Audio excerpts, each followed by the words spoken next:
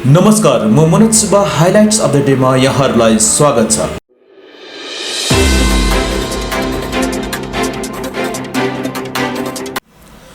खरसाङमा गोजोमोमो विनय खेमाको विराट जुलुस सम्पन्न।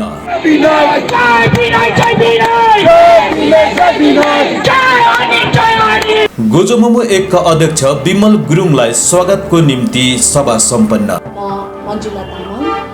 गोर्खा जनमुक्ति मोर्चा नारी एडवर्ड फाउन्डेसन मार्फत फुटबल मेडल ट्रफी वितरण।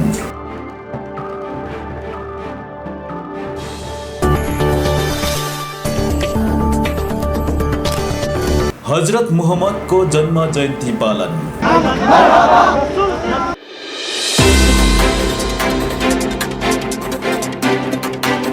अब समाचार विस्तारमा। विनय तामाङ जिन्दाबाद, अनित थापा जिन्दाबादको नारा लाउँदै गोजोमोमो 2 का समर्थकहरूको विराट जुलुस खरसाङको टुरिस्ट लजदेखि सुरु भएर खरसाङको रेलवे स्टेसनमा आएर सभामा परिणत भयो भने उक्त सभा विषयमा गोजोमोमो 2 का नेता आलोककान्तमणि थुलुङले पार्टीका समर्थकहरूलाई सम्झाउनको निम्ति शान्ति र्याली गरिएको साथै गणतन्त्रमा सबैले आफ्नो टेक प्रश्न राख्न सकिन्छ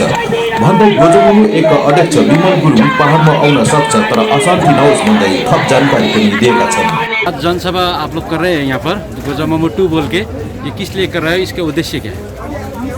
एक तो पीस रैली है, हम लोग समर्थकों को समझाने के लिए कि आप कुछ भी वो अशांति होने वाली कुछ भी ये जो कार्य है उससे आप दूर रहे। और दूसरी बात ये है कि सब जगह पर अभी पहाड़ में चर्चा है कि विमल गुरुङ जी वापस आ रहे हैं, तो कोई प्रॉब्लम नहीं है। डेमोक्रेसी में अगर उसको कानूनी तौर से सबको मिलता है, आने के परमिशन मिलता है, तो हमें कोई ऐतराज़ नहीं। बस इतना है कि वो आने के बाद जो खून खराबा होगा, ये होगा वो होगा, उसका विरोध है हमको। और एक साथ में जो अभी उनके समर्थक लोग हैं, जो बचा खुचा जो समर्थक लोग हैं, अभी भी उसको एक गोरखालैंड की हीरो के हिसाब में, एक गोरखालैंड की मसीहा के हिसाब में जो प्रोजेक्ट करना चाहते हैं, तो उससे हमको एकदम ऐतराज़ है और उसके विरोध करते हैं हम। क्योंकि वो तो सब कुछ गोरखालैंड के नाम पर सब कुछ तबाह करके और खुद अपने आप को गिरवी रख कर आ रहा है। तो जो मसीहा के जो हिसाब से उसको प्रोजेक्ट किया जा रहा है, उससे हमको सख्त ऐतराज़ है। जो विमल पंथी अभी बहुत कुछ करा है ना, उन लोग को आपको क्या संदेश देना चाहते हैं? नहीं, एक्चुअली क्या है कि आप लोग कुछ जो है एक अपनी सीमा में डेमोक्रेसी में सबको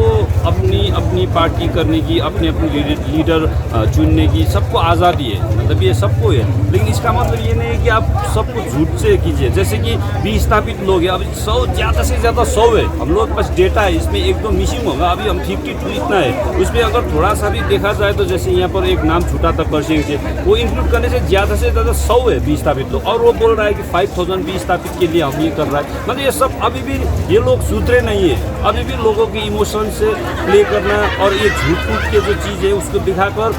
जनता को अभी भी ये ठगने से बाज नहीं आता है। तो उसको हम उस चीज़ से हमको ऐतराज़ है और उससे सब ऐतराज़ जताने के लिए, विरोध दर्शाने के लिए हम लोगों ने ये रैली ऑर्गेनाइज की। अभी भी जनता में थोड़ा त्रास है, विमल गुरुङ जब दार्जिलिंग आएगा थोड़ा अशांति होगा, आपको क्या लगता है? इसीलिए हम जनता को, यहाँ की जनता को भी एश्योर करना चाहते हैं कि ऐसा कुछ नहीं होगा। हम लोग हैं, हम स्थिति को काबू में कर लेंगे, आपको ऐसे घबराने की कोई आवश्यकता नहीं। क्योंकि उसकी जो नेचर है, उसके जो करियर से जो शुरू से ही तो ऐसे ही अशांतियाँ, खून खराबी, ऐसे ही चीज़ों से उसकी जो पॉलिटिकल करियर राइज हुआ है वही से उभरे, तो वो तो नेचुरल है। तो लोगों को भी थोड़ा सा ये डर रहता है कि कहीं ये आने से फिर वो पुरानी वाली चीज़ें, जैसे कि किसी को मारना पीटना, घर तोड़ देना, किसी को सोशल बाइकआउट करना। लेकिन अभी जो चीज़ है वो 2017 से आगे का नहीं, अभी 2020 है, तो स्थिति पूरी तरह से बदल चुके हैं। अब इस बदलाव में आपको एडजस्ट करना है, ये मैसेज हमको देना है। आपको क्या लगता है विमल गुरुङ के सर में तो बहुत केस वगैरह है ना, तो वो दार्जिलिंग आ पाएगा या नहीं पाएगा? वही तो बोले, अभी तो हम तो कानूनी हिसाब से उसको मिलता है तो वो आ पाएगा। अब बाकी तो अगर ममता बनर्जी जी जो है CM या फिर नरेंद्र मोदी जी के चाहने से भी वो तो नहीं आएगा, क्योंकि ये तो सब जुडाइज मैटर है, बहुत सारे चीज़ें वो तो कोर्ट को डिक्लेयर करना है, डिसाइड करना है कि वो आएगा कि नहीं आएगा। इसीलिए उसमें हम उतना टिप्पणी नहीं कर सकते। लेकिन अगर आते हैं तो ये उसको मैसेज देना चाहते हैं कि जो पहले वाली पहाड़ है वो वाला नहीं है, अभी बिल्कुल अलग हो चुका है, बिल्कुल बदल चुका है। तो उसी हिसाब से उसको एडजस्ट करना, ना कि यहाँ के लोग एडजस्ट करेंगे। गोजमुमु विमल खेमा नारी शक्ति महकुमा समितिका सभानेत्री मञ्जुला तामाङले 22 वटा समष्टिका नारीहरूलाई लिएर सभा बसेको बताउँदै पहाडमा पार्टीका अध्यक्ष विमल गुरुङको आगमन हुँदैछ, साथै स्वागत जनाउनको निम्ति सभा डाकिएको बताएकी छिन्। म मञ्जुला तामाङ गोर्खा जनमुक्ति मोर्चा नारी शक्ति महकुमा समितिको म सभानेत्री र सर्वप्रथम हाम्रो चाड दसैँ सकियो है, तर पनि हाम्रो दिवाली आउँदछ। यो पर्वलाई हामी सर्वप्रथम दिवालीको शुभकामना दिँदै हामी आज दार्जिलिङ महकुमा समितिको नारी शक्तिको जम्मा हाम्रो 22 वटा समष्टिको प्रतिनिधि नारीहरूलाई लिएर हामी यहाँ के भन्न आएको छौँ भन्दा विगत 7 तारिकको दिन हाम्रो अध्यक्ष गोर्खा जनमुक्ति मोर्चा पार्टीको जन्मदाता विमल गुरुङ अध्यक्षले कलकत्ताबाट जुन एउटा 21 अक्टोबरको दिन जुन एउटा पार्टी विषय लिएर यो घोषणा गर्नुभयो, त्यसलाई हामी नारी मोर्चाको तर्फबाट हार्दिक स्वागत जनाउनका निम्ति अनि हामीले हाम्रो नेतालाई जुन प्रकारले प्रतीक्षा साँचेर बसेको थियौँ, हाम्रो प्रिय जनप्रिय नेता हाम्रो अध्यक्ष महोदयको यहाँ आगमन हुँदैछ भन्ने एउटा शुभ समाचार हामीले पाए पश्चात त्यो शुभ घडीको हामी प्रतीक्षा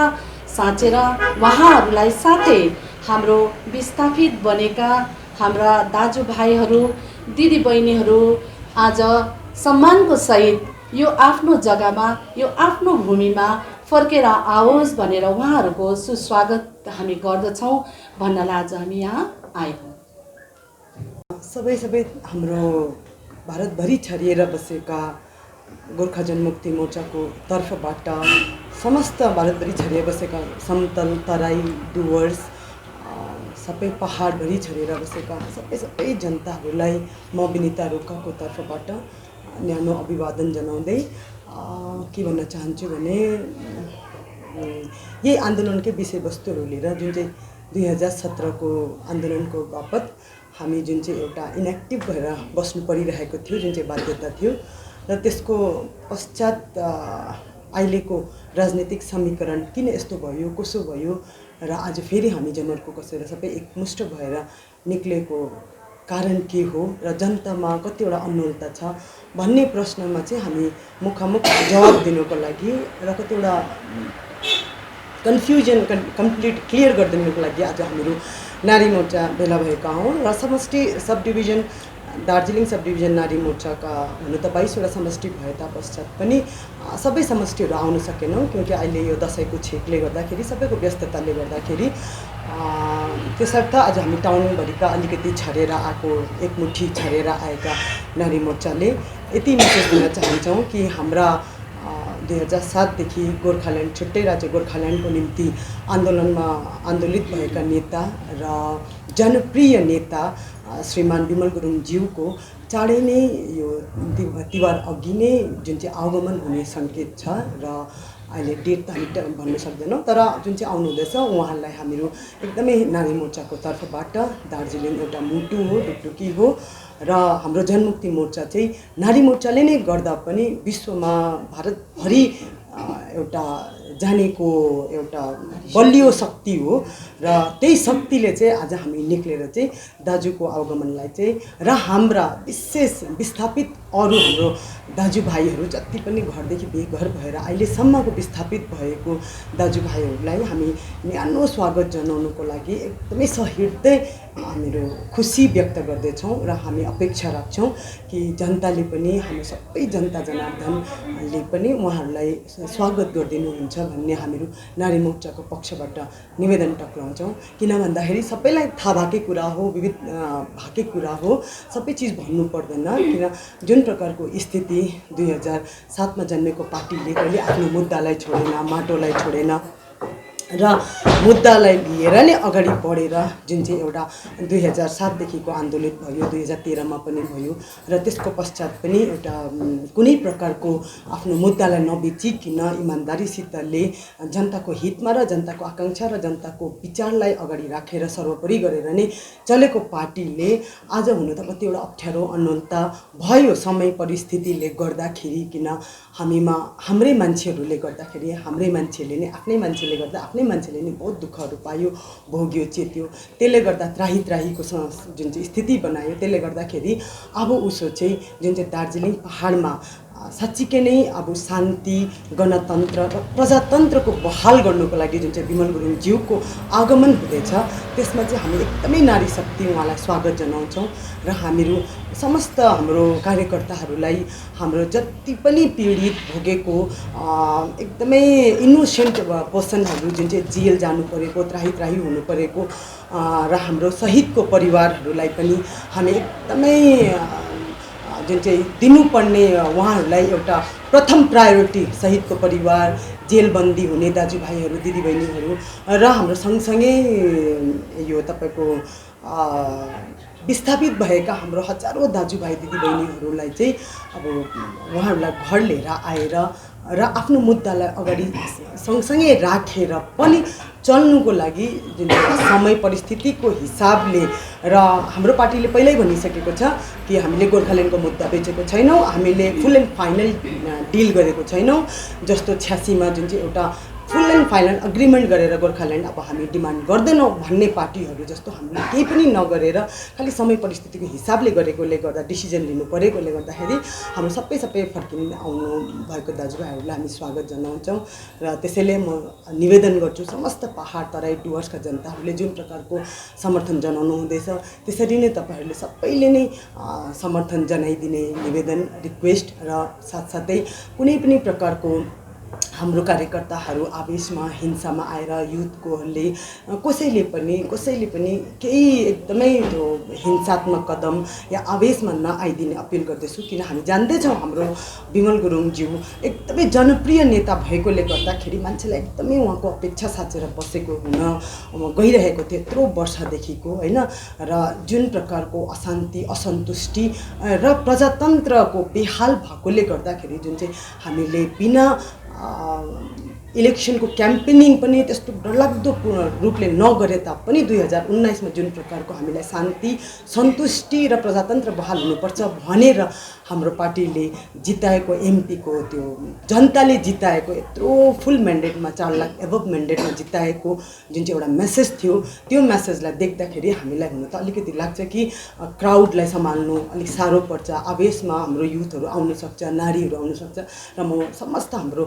कार्यकर्ताहरूलाई र जनतालाई अपिल गर्छु कि एकदमै आवेशमा नआइदिने, कतै पनि भड्काउ नगरिदिने। किन भड्काउँदाखेरि आफ्नै दाजुभाइहरूलाई क्षति पुग्न जान्छ र आफैमा मारकाटको राजनीति नगरेर, किन गोर्खा जनमुक्ति मोर्चाले पहिल्यैदेखि नै अहिंसाको बाटोलाई नअप्नाएर, हिंसात्मकलाई नअप्नाएर अहिंसात्मक आन्दोलन गर्ने नै हाम्रो विचार, हाम्रो सिद्धान्त भएको पार्टी हो र हामी युद्धमा, लडाइँ झगडामा विश्वास नगर्ने पार्टी भएकोले गर्दाखेरि हामी चाहन्छौँ कि त्यस्तो खालको अशान्ति केही पनि नहोस्, एकदमै राम्रो होस्। जसो छ, जसले जस्तो एडवर्ड फाउन्डेसन मार्फत युवाहरूलाई प्रोत्साहन दिन लेबुङ कोठी गाउँ हर्दासहट्टाका स्ट्रेन्जर युथ क्लबलाई फुटबल प्रतियोगिताको निम्ति ट्रफी मेडल साथै नव प्रगति युवा क्लब सिम्बुङ, ग्लेनबोङ,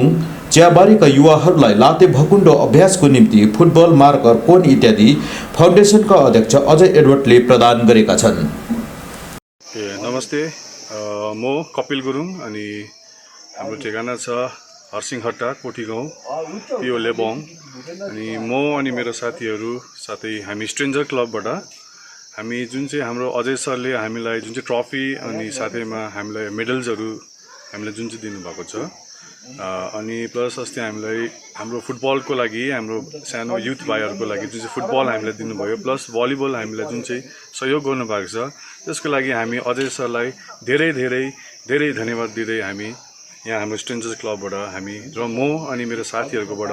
पहाडीय मुस्लिम कम्युनिटीका उपाध्यक्षले कोभिड-19 महामारीलाई ध्यानमा राख्दै साधारण रूपमा हजरत मुहम्मदको जन्मजयन्ती पालन गरेको बताएका छन्। हजरत मोहम्मद रसुल्लाह सल्लल्लाहु अलैहि वसल्लमको जन्म दिवसको उपलक्ष्यमा हामीले यो सानो प्रोसेसन निकालेको छौँ र यसमा हामीले सबलाई सोसियल डिस्टेन्सको पाठ गराएर सोसियल डिस्टेन्समा गरेर मास्क सबलाई लगाएर हिँड्नु भनेको छु र यो हार्दिक शुभकामनामा हामीले सबै पुरा हिन्दुस्तानको जति पनि हाम्रो बासिन्दाहरू छ उनीहरूको लागि सन्देश दिन चाहन्छौँ कि यो कोभिड बिमारीले हाम्रो के भन्छ पुरा भारतवर्षदेखि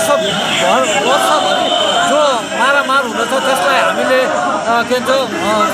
सन्देश दिन चाहन्छौँ कि हामीले प्रार्थना गर्दैछौँ कि यो बिमारीबाट झट्टै हाम्रो जनताहरू मानिसहरूलाई उयो होस् बिमारीबाट जाति होस् र यो बिमारीबाट हामीहरू बाँचौँ र हामीहरू यो आज हजरत मोहम्मद रसुल्लाह सल्लल्लाहु अलैहि वसल्लम प्रफेटको बर्थडेको उपलक्ष्यमा हामीले यो प्रार्थना गर्छौँ कि हाम्रो जति पनि अशान्ति भइरहेको छ पुरा भारतवर्षदेखि दुनियाँमा हरै जग्गामा त्यसलाई शान्तिपूर्वक शान्ति रहोस् र हाम्रो आउने जेनेरेसनहरू खुसी रहोस् र सबै मिलेर भाइचारकी गएर बसौँ भनेर हामीले यही शुभकामना गर्छौँ। कहाँ जान्छ यो प्रोसेसन? यो प्रोसेसन चाहिँ कहाँसम्म जान्छ? यो प्रोसेसन हामीले डाक्टर जाकिर हुसैन बस्तीबाट निकालेर हामीहरू हिमनाथ रोड भएर हामीले एक जिल्लामा भएर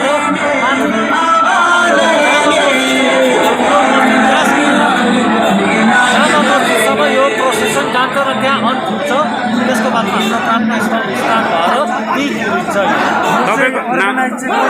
जो अर्गनाइज गरेको हाम्रो के भन्छ दार्जिलिङको फैजाने मदिना र दार्जिलिङको बुद्ध बस्ती